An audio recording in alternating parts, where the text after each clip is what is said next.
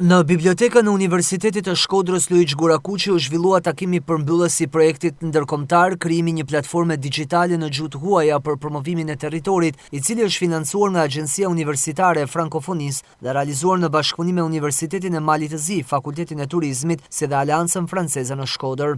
Platforma inovative që kombinon teknologjinë digjitale me përdorimin e gjuhëve të huaja për promovuar territorin dhe trashëgiminë kulturore të rajonit është gati dhe aksesueshme tashmë në 4 gjuhë për çdo vizitor që do të njohë në detaje qarkun e Shkodrës. Ky projekt ka një produkt konkret që ne na gëzon pa mas. Kemi një platformë të tillë digjitale në gjuhë të huaja. Rëndësia tjetër, pse në gjuhë të huaja? Ne sot duhet i flasim qytetarit global. Ne sot nëpërmjet guidave, nëpërmjet studimeve, nëpërmjet projekteve duhet i flasim studentit ndërkombëtar. Që universitetet tona ka ardhur koha ti hapim dyert, ti mirëpresim, po duhet jemi të përgatitur.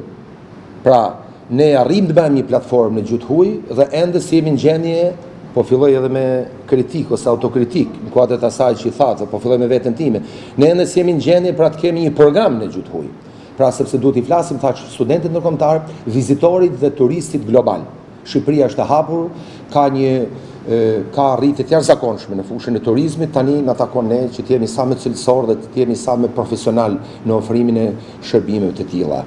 Kështu që në këtë kuptim kjo platformë digjitale me gjuhë të huaja, e cila promovon territorin tonë, që është i jashtëzakonshëm, unë mendoj që është ndoshta në gjërat më të bukura që ky universitet ka patur këtë vit, në këto 10 muaj të paktën që unë jam në këtë zyrë, dhe do bëj thirrje tani që duke diskutuar me Zorin Albani dhe me kolegët e departamentit të romanistikës po dhe të tjerë, ne të mund të zgjerohemi dhe dalim tek nevoja, tek ajo që u përmend këtu, ndërdisiplinariteti.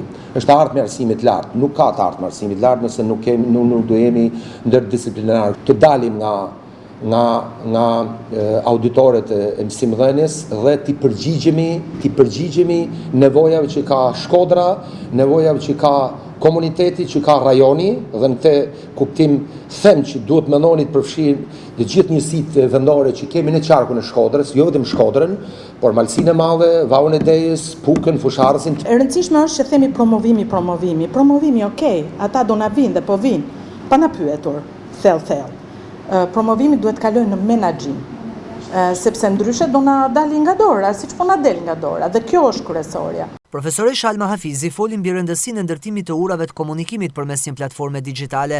Ajo thotë se puna e realizuar tashmë ka një produkt që do t'i shërbejë jo vetëm vizitorëve që prekin Shkodrën, por edhe institucioneve për ta përmirësuar më tej këtë hap të hedhur.